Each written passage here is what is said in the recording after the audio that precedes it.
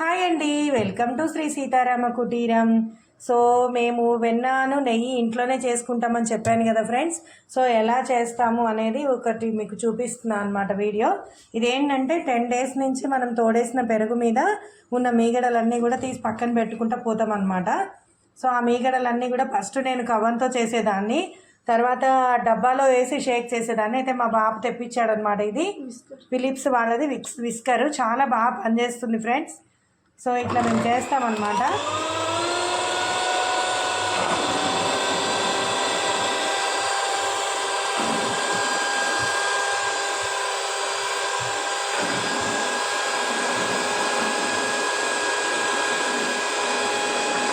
So ఈ విస్కర్కి buttons కూడా ఇచ్చాడు ఫ్రెండ్స్.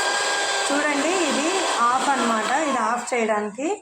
అలానే ఇది ఫస్ట్ స్టేజ్, ఇది సెకండ్ స్టేజ్, అలానే ఇది థర్డ్ అన్నమాట.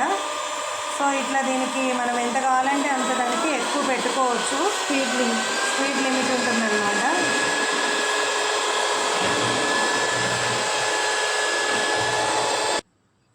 ఆల్మోస్ట్ ప్రిపేర్ అయిపోయినంటే ఫ్రెండ్స్, ఇంకా కొంచెం ఒక 2 minutes అంటే సరిపోతుంది. ఇదంతా పైకి వచ్చేస్తుంది అనమాట. వెన్నపూస ప్యూర్ కౌ గీ అవుతుంది అనమాట. ఇప్పుడు మనకి ప్యూర్ కౌ బటర్ తయారవుతుంది. దీంతో గీ చేసుకుంటాం ఫ్రెండ్స్.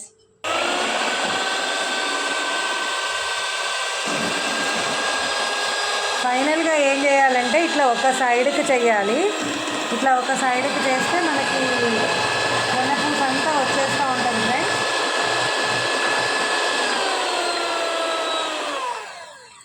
సో ఇప్పుడు వచ్చేసింది అనమాట. మోస్ట్లీ వెన్నపూస తయారైపోయింది. సో ఇక్కడ బటన్ ఉంటుంది, ఈ బటన్ మనం ప్రెస్ చేసినట్టయితే ఈ కవ్వాలు 2 ఊడిపోతాయి అనమాట. అట్లా ఈజీగా మనకి ఎక్కువ శ్రమ ఉండదు. ఇది ఉంటుంది మంచిగా నీట్గా తుడిచేసుకోవాలి. ఇదంతా కూడా క్లీన్ చేసుకొని మళ్ళీ పెట్టేసుకోవాలి ఫ్రెండ్స్. సో ఫైనల్గా వెన్నపూస తయారైంది. ఇప్పుడు వెన్నపూస ఎట్లా తీస్తారో చూద్దాం. సో చేతిని మనం శుభ్రంగా కడుక్కున్న తర్వాత ఇట్లా వెన్నపూస వస్తుంది ఫ్రెండ్స్. సో దీన్ని మనము ఏ గిన్నెలో అయితే కాగబెడతానో అదే గిన్నెలో వేసేస్తాను అనమాట నేను. ఎందుకంటే మళ్ళీ ఇంకొక గిన్నె అంటే గిన్నెకే సగం అతుక్కుపోతుంది ఫ్రెండ్స్. ఆవు నెయ్యి చాలా తక్కువ వస్తుంది అనమాట. ఆవు పాలకి మీగడ రావాలి, వెన్న రావాలి అంటే చాలా హార్డ్. సో అందుకని నేను ఎక్కువ గిన్నెలు చెయ్యను. చూసారు కదా ఫ్రెండ్స్, ప్యూర్ కౌ బటర్ అనమాట. ఆవు పాలతో చేసినటువంటి వెన్నపూస. అయితే మేము డైరెక్ట్గా పాల మీద ఉన్న మీగడలను తీయం ఫ్రెండ్స్. ఖచ్చితంగా తోడేసి ఆ తర్వాత పెరుగు మీద వచ్చినటువంటి మీగడలను మాత్రమే స్టోర్ చేస్తాము. అట్లా అయితేనే మాకు ఇంట్లో అందరికీ కూడా స్మెల్ ఇష్టం అనమాట బాగా. సో ఫ్రెండ్స్, ఒకసారి వెన్న మొత్తం తీసాక మళ్ళీ మిగిలిన మజ్జిగని కూడా మనం ఇట్లా వేసుకోవాలన్నమాట. ఎక్సెస్ ఏమన్నా ఉంటే వచ్చేస్తుంటుంది అనమాట వెన్నపూస.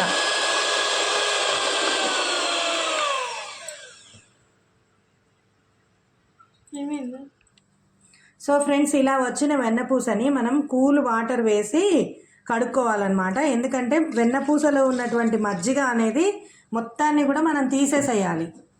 ఇట్లా కడగాలన్నమాట. వెన్నపూసని కడిగితే మనకి ప్యూర్ వెన్నపూస మాత్రమే మిగులుతుంది. లేకపోతే ఏమవుతుందంటే మనకి మజ్జిగ ఉండి నెయ్యి అంతా మంచిగా అనిపించదన్నమాట. ఇప్పుడు చూడండి, ఈ నీళ్ళని కూడా మనం ఆ మజ్జిగలో పోసేసుకోవచ్చు. ఇట్లా అడ్డం పెట్టేసామంటే చేతిని ఏమైనా వెన్న ఉంటే కూడా రాకుండా ఓన్లీ వెన్నపూస క్లీన్ అయిపోతుంది అనమాట. మంచిగా మజ్జిగ లేకుండా ఎక్స్ట్రా. ఇట్లా 2 times చేసుకోవాలి. అది మనం కూల్ వాటర్తో చేసుకుంటే ఏమవుతుందంటే వెన్నపూస అనేది కరిగిపోదు. ఒకవేళ మనం మామూలు నీళ్ళతో చేస్తే ఏమవుతుందంటే వెన్నపూస కరిగి మనకు కడగడానికి రాదనమాట. చూడండి, మనం ఎంత కూల్ వాటర్ పోస్తే వెన్నపూస అనేది మనకు అంత గడ్డగా అయిపోతూ ఉంటుంది. ఇట్లా 2 times కడుక్కున్న తర్వాత ఆ వాటర్ అనేది ఇక మజ్జిగలాగా రావు కదా. సో ఇప్పుడు మనం వెన్నపూసని కాగబెట్టుకోవచ్చు.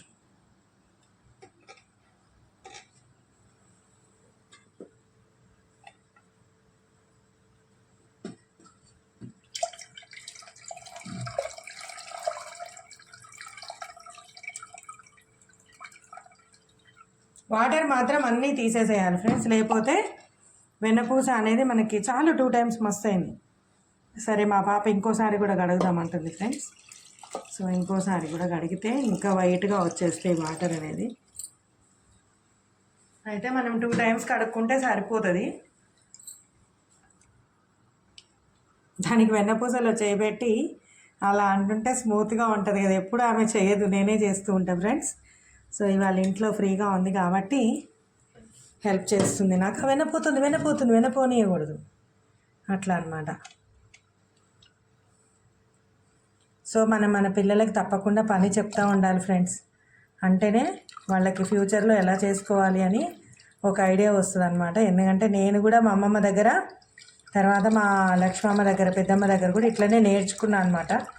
సో అన్నీ వాళ్ళతో పాటు మనం చేస్తూ ఉంటేనే మనకైనా పనులు వచ్చినాయి ఫ్రెండ్స్. అట్లా మన పిల్లలకు కూడా పని రావాలి అంటే ఖచ్చితంగా వాళ్ళు ఫ్రీగా ఉన్నప్పుడు వాళ్ళతో ఏదో ఒకటి చిన్నదో పెద్దదో చేయిస్తూ ఉంటారు. అప్పుడే వాళ్ళకి ఏమైపోతుందంటే పనులను మనం ఈజీగా చేయగలుగుతామని ఒక ధైర్యం వస్తుంది ఫ్రెండ్స్. సో ఈ విధంగా వెన్న నీట్గా చేసుకున్నాం. చూస్తున్నారు కదా ఫ్రెండ్స్, లోపల వాటరు ఇంత కూడా మజ్జిగ కలర్లో లేవన్నమాట. సో ప్యూరిఫై అయిపోయింది ఇది. ఇప్పుడు దీన్ని మనము స్టవ్ మీద పెట్టి కాగబెట్టుకుందాం ఫ్రెండ్స్. సో ఫస్ట్ టైం చూస్తున్నట్టయితే please like, share and subscribe my channel friends. So మనం ఎప్పుడు కూడా లో ఫ్లేమ్లోనే పెట్టుకోవాలి, హై ఫ్లేమ్లో పెట్టద్దు అనమాట. హై ఫ్లేమ్లో పెడితే వెన్నపూస అనేది మాడిపోవడానికి ఛాన్స్ ఉంటుంది ఫ్రెండ్స్. సో ఖచ్చితంగా లో ఫ్లేమ్లోనే పెట్టండి. ఇంకోటి దగ్గర ఉండాలి ఖచ్చితంగా, వెన్నని కరిగించేటప్పుడు దగ్గర ఉండాలి, లేకపోతే మాడిపోతుంది. ఏంటంటే పోయినసారి ఇట్లనే అయింది ఫ్రెండ్స్. నేను దగ్గర లేకపోయేసరికి మా వెన్నపూస మాడి నెయ్యంతా మాడిపోయింది మొత్తము, ఎందుకు పనికి రాకుండా అయిపోయింది. సో అనుభవంతో చెప్తున్నాను, ఖచ్చితంగా దగ్గరనే ఉండి మనం ఒక స్పూన్ తీసుకొని ఇలా అంటే ఆ వెన్న మొత్తం కూడా మనకి నెయ్యిలాగా అవుతుంది అనమాట. సో మా ఇంట్లో మేము నెయ్యిని ఇలానే ప్రిపేర్ చేసుకుంటాం ఫ్రెండ్స్. మా గోమాతలు మాకు పాలని, పెరుగుని, నెయ్యిని, మీగడని అన్నిటిని కూడా చాలా మంచిగా ఇస్తాయి అన్నమాట. సో ఇంకొకటి ఏంటంటే ఎప్పుడన్నా ఒక్కొక్కసారి పాలు తోడు కానప్పుడు మేము మిరపకాయ వేస్తూ ఉంటాం ఫ్రెండ్స్. ఎండు మిరపకాయని తుంచి పాలు తోడేసిన తర్వాత ఆ తోడేసిన పాలల్లో పైనుంచి ఒక మిరపకాయ వేస్తామన్నమాట. సో ఒక్కొక్కసారి వెన్నపూసలో ఆ మిరపకాయ మా కొడలిగిన, నా బిడ్డగిన చూడకుండా మీగడ తీసిండ్రు అనుకోండి, ఇక ఆ మిరపగింజలు వస్తూ ఉంటాయి అన్నమాట. అవన్నీ కూడా క్లీన్ చేసుకొని మజ్జిగ చేసుకోవాలి ఫ్రెండ్స్.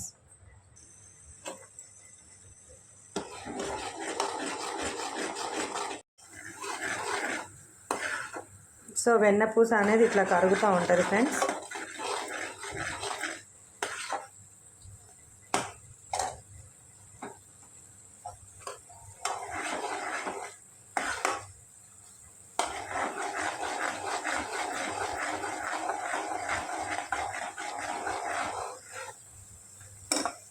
దీంట్లో అన్నీ ఏమేమో వేస్తూ ఉంటారు ఫ్రెండ్స్, లవంగాలని, తోలపాకులని.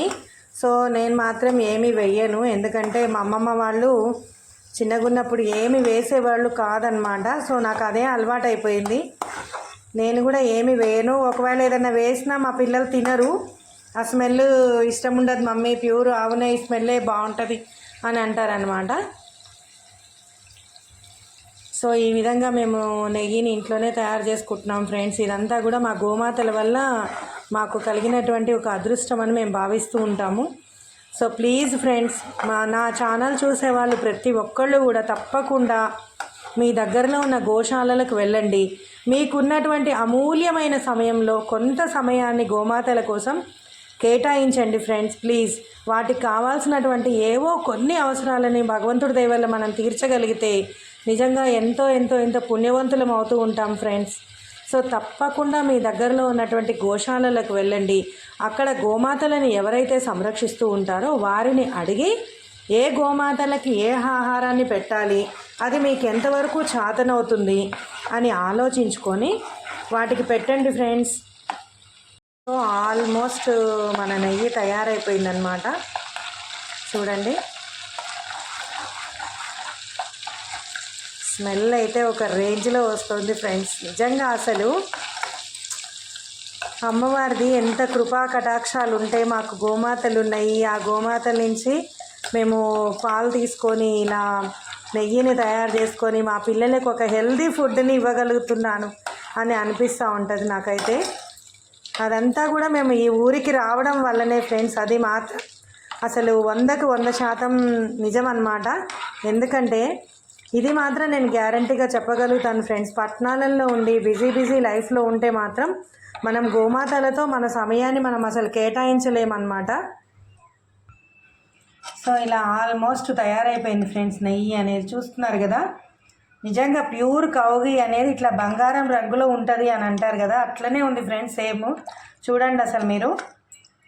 ఈ కింద వచ్చిన గోకుడు అంటే మా పాపకి చాలా ఇష్టం, షుగర్ వేసుకొని తింటుంది. సో ఇప్పుడు దీన్ని ఏం చేయాలంటే మనం చల్లారనివ్వాలి ఫ్రెండ్స్, అట్లనే వదిలేయాలి కొద్దిసేపు. చల్లగా అయిన తర్వాత నేను గాజు బాటిల్లోకి దీన్ని వడగట్టేస్తానన్నమాట. సో ఫ్రెండ్స్ ఇప్పుడు నెయ్యి అనేది చల్లగా అయిపోయిందనమాట. సో మనం ఎట్లా ఇందులో స్ట్రైనర్ చేసుకుందాం. సో ఇట్లా స్ట్రైనర్ చేసుకుందాం ఫ్రెండ్స్.